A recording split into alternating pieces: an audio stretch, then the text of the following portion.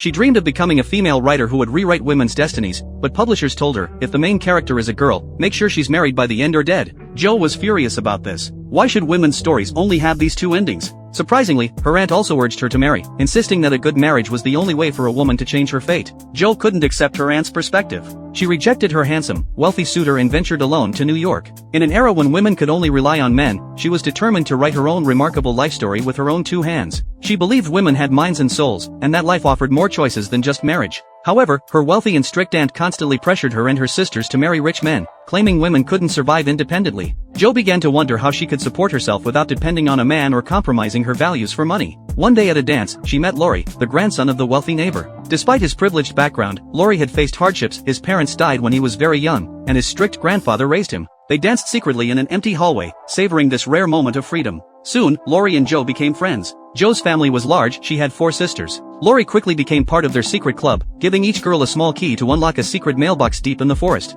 However, when Laurie invited Jo and Meg to see a movie, the youngest sister Amy begged to join them but was refused. Furious, Amy ran to Jo's room and burned all the manuscripts Jo had spent 7 years writing. When Jo discovered this, she was devastated. She sat on the edge of her bed fighting back tears, her hands trembling uncontrollably, because those manuscripts were her only means of controlling her own destiny.